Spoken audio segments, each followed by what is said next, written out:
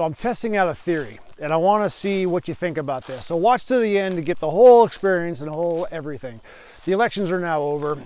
Democratic Socialist Zohran Mamdani has been elected the mayor of New York. You got all the things happening in New Jersey and Virginia. But I want to ask this question, because is it possible, and I'm going to circle back on the whole thing, but is it possible that we are now at a point where we are at Trump fatigue in the media?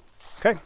And what I mean by that is basically since 2015, President Donald Trump has been probably the most talked about person in all of media since 2015, since he walked down the golden escalator and announced his presidency. Now, he was in the media before that, of course, but I wouldn't say he was the number one person. There's probably a lot more. But after all of his stints with The Apprentice and just owning all the properties and the buildings that he have around the world, he's a very popular man. But in 2015, that's when the switch got flipped. And I'm wondering now, looking at everything, are we at a point where we stop talking about President Trump? Because understand, what's the biggest thing right now going on? This is early in November 2025. We're talking about the ballroom at the White House. Okay, most people didn't even know the East Wing even existed because there's not a TV show or a movie about it.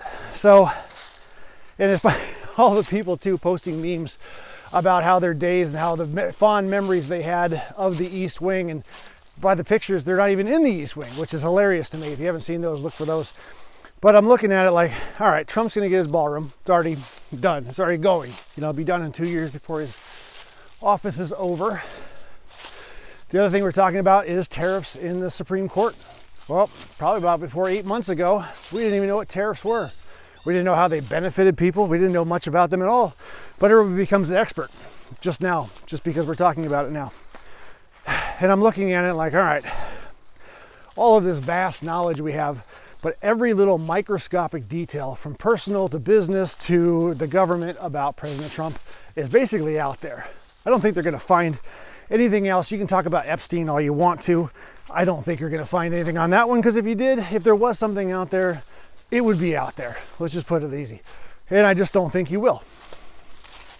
Comment in the section. Let me know what you think about that. Why it hasn't been released, the Epstein list released yet, though, I don't know. That I don't know. You can catch me on that one, because I don't understand why it hasn't been released. But there's something out there we do need to know for transparency purposes. But hey, smarter people. But anyway, I'm looking at it. Here's my theory.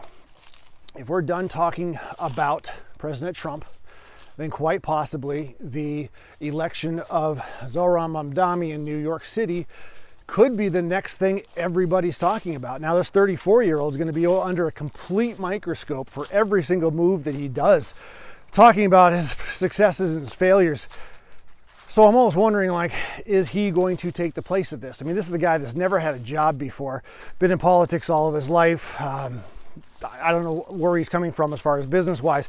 He wants to give everything away for free. I got his speech right here, but basically it says, we will prove, this is from Mamdani, we will prove that there is no problem too large for government to solve and no concern too small for it to care about. Wow, where have we heard the words about, I'm here from the government and I'm here to help? Huh. All right, so I am young. Despite my best efforts to grow older, I am Muslim, I am a democratic socialist, and most damning of all, I refuse to apologize for any of this. Together, New York, we're going to freeze the rent. Together, New York, we're going to make buses fast and free. Together, New York, we're going to deliver universal childcare. Well, that sounds amazing.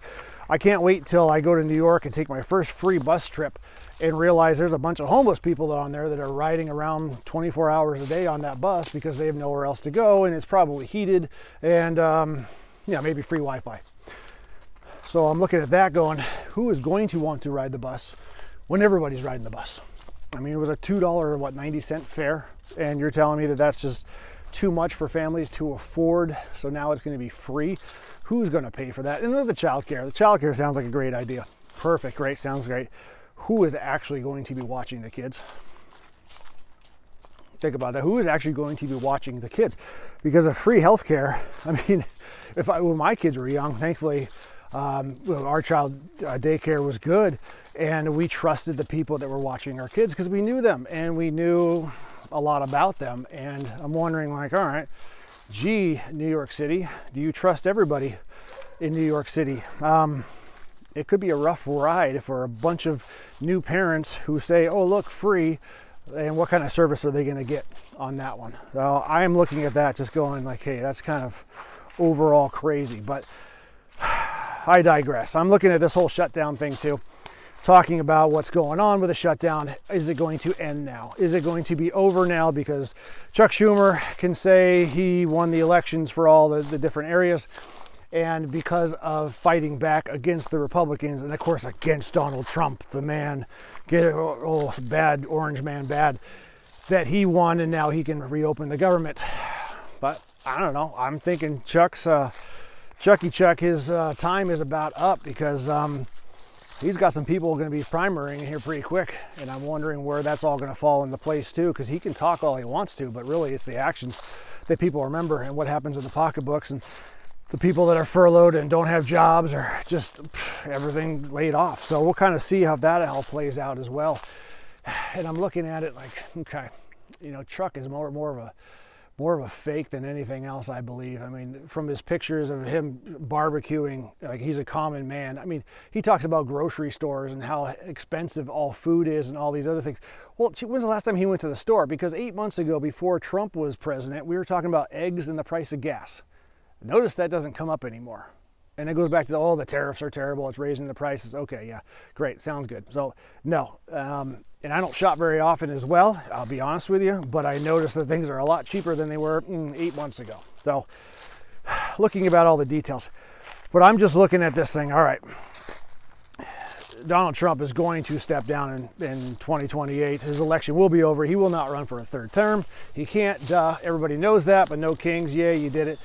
But at the same time, like, all right, who is going to take over as the media darling of everything? And if and when they do shine a spotlight, if the media is actually honest with things, are the failures and the problems and the issues going to come out where we realize, oh, look, democratic socialism doesn't work in the largest city in the country? I don't know. We will certainly see, because I hope that we do all have Trump fatigue and we are going to focus our efforts to look on other things, just because we're tired. We're tired of talking about Trump. I mean, as much as I like the guy, leaning right, hardcore Republican, at a certain point, I'm tired of seeing him getting beat up, and it's just stupid because I'm going to turn the channel off, and a lot of people are turning the channels off. We had Tom Pacelli the other day talking about how important podcasts and YouTube channels and all the other social media posts coming out, and I think he's right, because who watches actual TV news anymore? I mean, unless it's on the background at the airports or prisons, I couldn't imagine them getting a whole lot of viewers. I mean, people don't sit down and say, I can't wait to watch this show at this moment right now. I don't know, maybe I'm wrong. Maybe there's a whole ton of people. There must be a ton of people, otherwise these people wouldn't be on the air. But where are you at in this situation? Where are you at with the possibility of saying, hey, let's change the channel until they stop talking about Donald Trump? Start talking about something else.